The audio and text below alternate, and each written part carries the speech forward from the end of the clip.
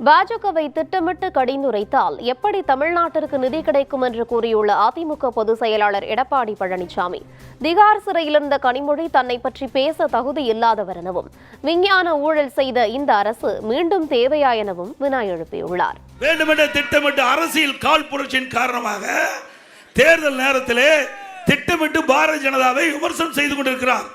எப்பொழுது நாங்கள் தெளிவா சொல்றோம், அண்ணா திமுக ஆட்சி இருக்கின்ற பொழுது அனைத்து இந்திய அண்ணா திராவிட முன்னேற்ற கழகம் மத்திய அரசிடம் என்னென்ன கோரிக்கை வைத்தமோ அத்தனை கோரிக்கையும் மத்திய அரசு நிறைவேற்றி தந்தது. 2G ஸ்பெக்ட்ரம் அத 1,74,000 கோடி கொள்ளையடிச்சிருக்கிறீங்க. வழக்கு அப்படியே என்ன நிலுவையில் இருக்குது, வழக்கு நிலுவையில் இருக்குது. அப்போ எதிர்கட்சி எல்லாம் இல்ல, காங்கிரஸ் ஆட்சி மத்தியில் அப்பொழுதே திராவிட முன்னேற்ற கழகத்தை சேர்ந்தவர்கள் அமைச்சரவையில் இடம்பெற்றிருக்கிறாங்க. அதில் ஒரு அமைச்சர் மீது வழக்கு போட்டு சிறையில் அடைக்கப்பட்டாங்க. அந்த அம்மா நாட்டு மக்கள் மறந்துட்டாங்க, என்ன பற்றி பேசினாதானே அது ஏதாவது பத்திரிகையில் வரும்னு நினைச்சு பேசிட்டு இருக்கிறாங்க. அவர்களும் இன்னொரு திகார் ஜெயிலில் இருந்தாங்களா இல்லையா? யாரு?